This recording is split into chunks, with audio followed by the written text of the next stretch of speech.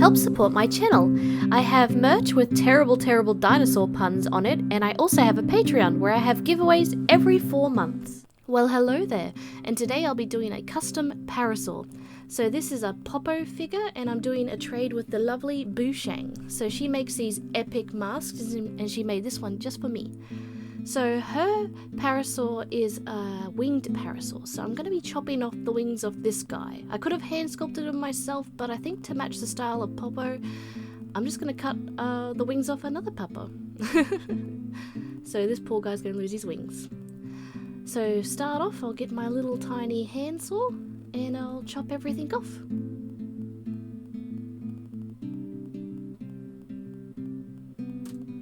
Don't worry, I don't throw this guy out. I keep him for other customs later on, for future videos.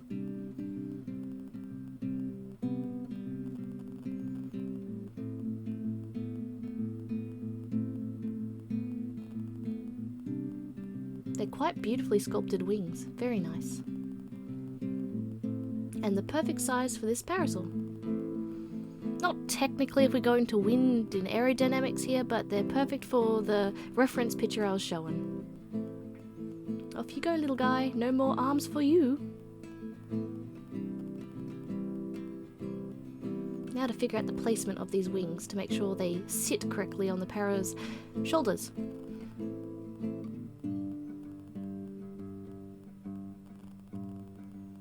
So I gotta shave off the fingers too, because the para in the reference does not have claws on its wings. I'm also gonna shave off the, it has like a logo and code on it too. I don't want that on the feathers, so I'm gonna shave that off as well.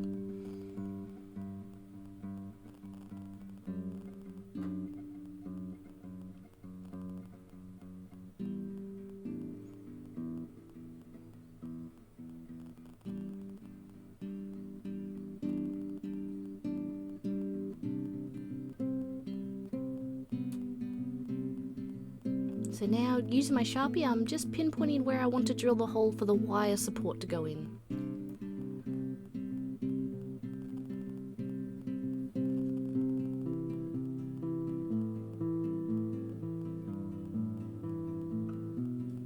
And here we go with the drill bit, straight into the shoulder blade of the poor para. And into the wing, and then I'm going to super glue some wire in.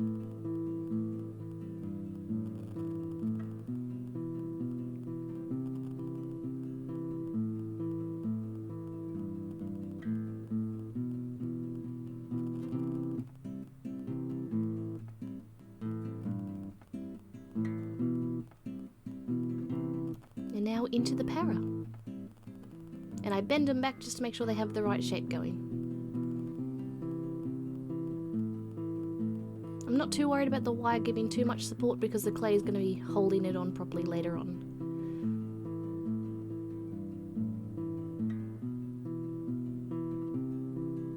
And now I'm using my 2-part epoxy milliput. And I'm sculpting the wing feathers. So this clay, of course, like every time I say, it sets within 2 to 3 hours. So it's a really tough clay to sculpt with. Well, as in hard and strong to sculpt with. It's a lot stronger than Sculpey or polymer clays. It's just, the only limitation it has is its work time. You only have 2 to 3 hours to work with it before it sets hard. I'm using my silicone tools here with some water just to smooth things out and bring in the feather texture.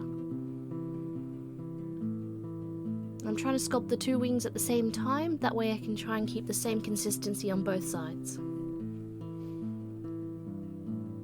I find if you leave one side and come back to it, you do it slightly different. I don't know why. You should already have the pattern down, but for some reason if you leave it and come back, it's done differently the next time. So here I'm using my toothbrush just to texture some feather texture in, and I'm using my pointer tool to carve the feathers out. And again, I'm using water just to smooth everything out. If I was using polymer clay, I would use clay softener to smooth everything out. So now I'm just sculpting some bigger feathers. Just to try and follow the way the sculptor sculpted the wings before.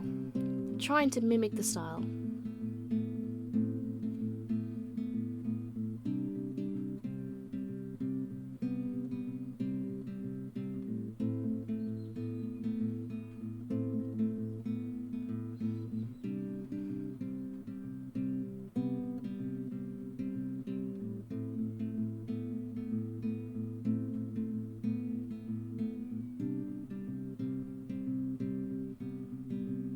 Now I'm putting in even tinier feathers.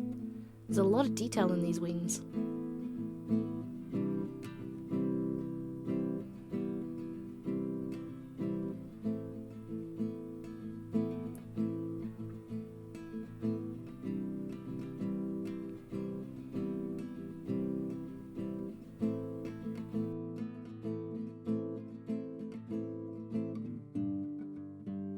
So now I'm bringing in some milliput up to the top, and I'm just covering in the areas that I had to carve the claws off and the logo and stuff. So I'm recarving in the wings in that area.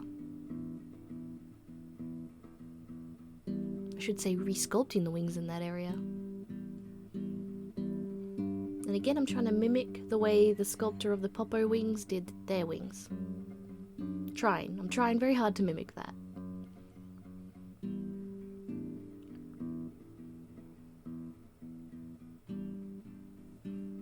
And that's it all sculpted on. I'm pretty happy with the wings. Now it's time to sculpt the base. So I'm going to use some Super Sculpey Original and some Sculpey Oven Bake, or sorry, I should say Bacon Bond glue. So I'm putting that onto my wooden base, and then I'll be putting my polymer clay sheets onto the base. I've gotten those sheets by running them through the pasta maker.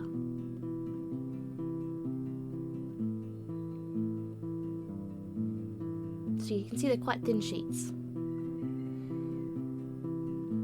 Then I smooth them all out and cut the edges off to make it all neat.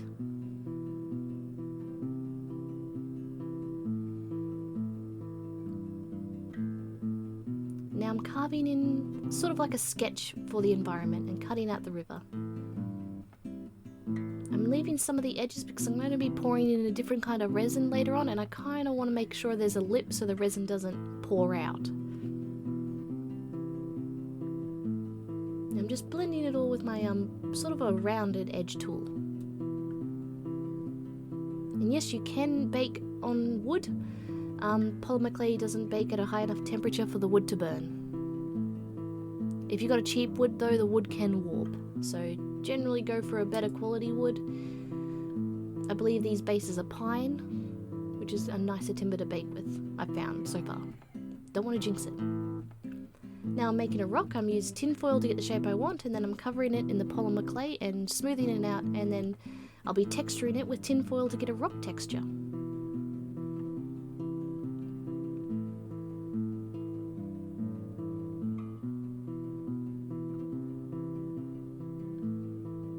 Just putting the para back down just to make sure everything's framing correctly. And by framing I mean looks correctly from the perspective I want it to be seen from. Looks nice, I should say. And there you can see the tinfoil I'm using to texture the rock. Creates a nice natural rock texture. That's my signature stamp, and I'm just stamping it into the rock. Now I'm using some more Bacon Bond, and I'm putting that along the edges again just to make sure the resin I use later doesn't have any holes to leak out of. I'm even rubbing it over the wood texture just so the grains don't soak it up. Now this sadly happened. I have a new oven and it just burnt my polymer clay, and I was so devastated. I looked up so many different things to try and find out if it was even usable again, and from what I can tell, it's just black now. So I even whacked it a few times to make sure it wasn't brittle, but everything seemed fine. It's just black and burnt. But yes, I can move ahead. So I'm using some Jo Sonja's and some Citadel paints, and I'm going to start painting the base even though it's very burnt. But apparently you can still use burnt polymer clay. And I can attest to that, it seemed fine. So I'm just painting the riverbed at the moment, getting some different textures in, and I'm doing it sort of like a wet layer mix going on. It gives it sort of a wet look. Normally when you add different colours in, you wait for each layer to dry, but when you're trying to get a wet look, I find it's best just to keep adding the colours in while the paint is wet. Now I'm bringing in my Citadel green. You mostly, for the most part, won't see this green, but it does add a nice undercolour to the texture grass I add later.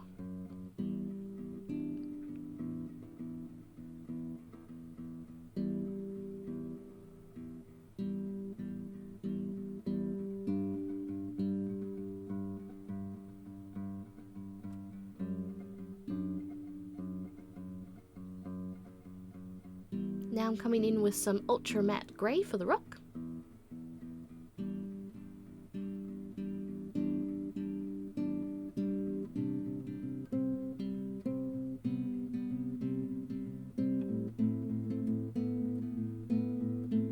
The hardest thing about this burnt polymer clay is that I had to use more paint to cover up the black, which was kind of sad.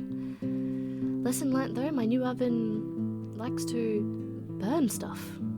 So now I'm dry brushing a lighter grey from Hallcraft over it, just to bring out the different textures from the texturing that I used with the tinfoil. You can see I've already painted the base black too and added some little silicone stands onto it as well.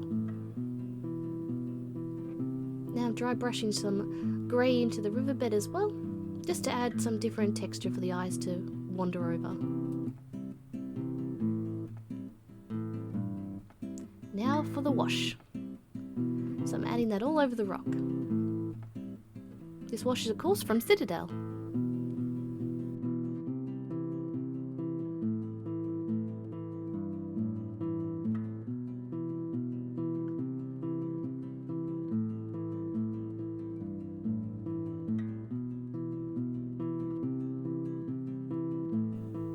So now I'm coming in with my Mod Podge to use as a glue to add the texture.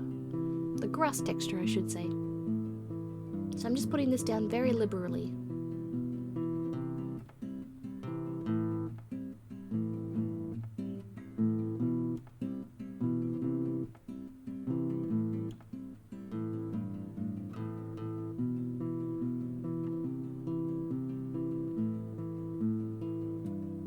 Now I'm sprinkling my grass texture over it. So this is my own mixture of a bunch of different grass textures. And I'm sprinkling that over very liberally as well. And then I'll whack it off, turn it upside down and whack it off, and then put another layer on.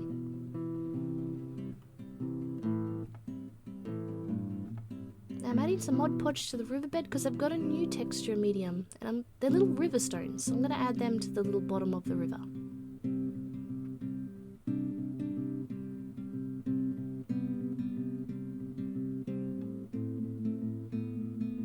Now I'm adding some even smaller river stones, which are like a texture medium.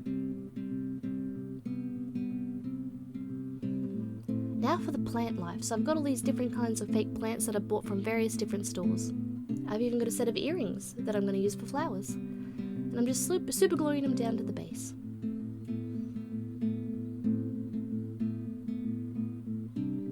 I think these flowers that were once earrings turned out to be quite nice on the base. They're very delicate looking, quite beautiful. I'm using the leaves of this fake plant and I'm turning them into the leaves for these flowers. Now time to paint the para, so I'm starting off with my brown Citadel.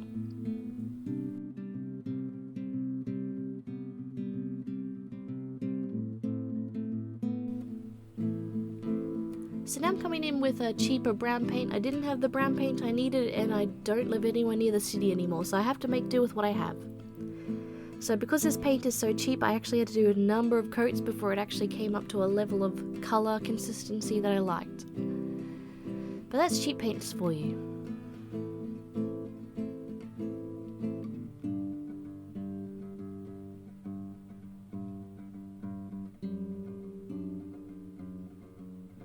So now I'm coming in with some raw umber from Hallcraft, which is a darker brown, and I'm doing the line that runs down the side of the reference picture. It's a very pretty para. Whoever designed this did a fantastic job. Now I'm coming in for some cream, and I'm just dry brushing that over the lighter brown, just to bring up all the features and to lighten it up a bit.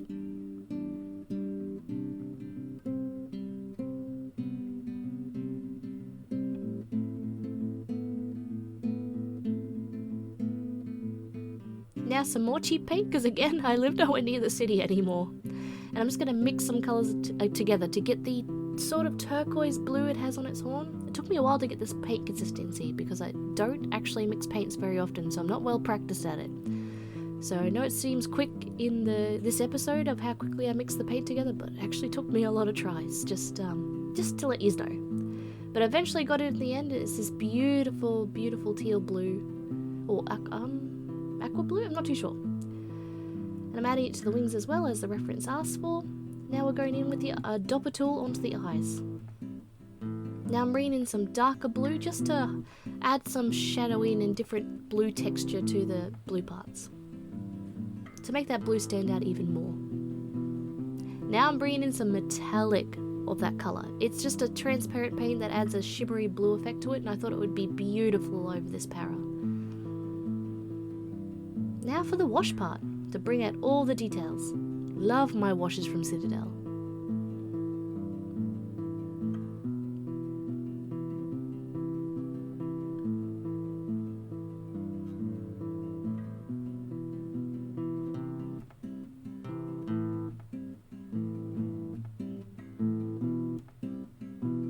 So now I'm coming in with some lighter brown again and just bringing back those highlights again.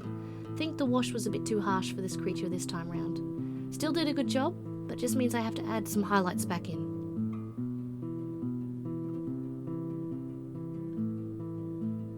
As you can see, the highlights are really starting to bring out the colours again. So now I'm coming in with some reddy brown just to add onto the crest of the back.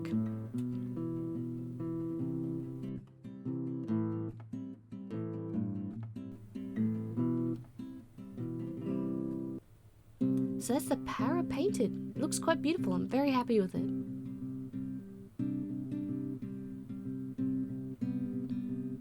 So now for 3 coats of Mr. Super Clear to seal everything in. Now I found these mushrooms while I was digging around in my drawers, and I thought, oh, these would be perfect for the base. So I super glued them in as well. And I added a couple of other plants as well just to add some more detail.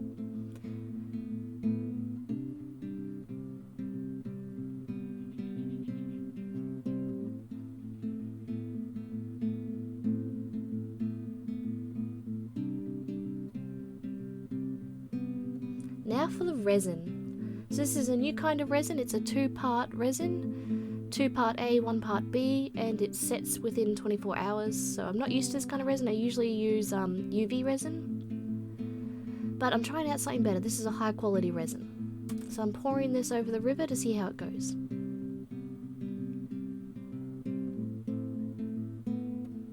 Actually turns out quite nice in the end, but I have a lot to learn about using this resin before I become competent in using it. So now I'm super gluing the para down to the base, and I'm adding some flowers to its mouth as if it's eating the flowers. I even super glued some down to the base just as if it was dropping the flowers as it ate them.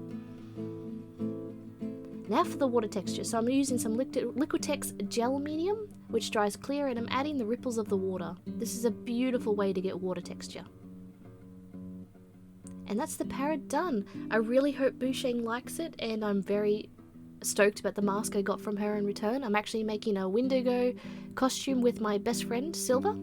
We enter competitions together, so this will be another collaboration cosplay together. But yes, I'll be doing a review on Bueshang's beautiful mask that she made me. I'm so stoked that I finally own one of her masks. I've been a fan of hers for a very long time, and I really hope she likes what I made her in return. I really like this piece. I think it's one of my more stunning pieces. But yeah, I hope you all enjoyed it, and I'll see you all in the next one. Bye bye!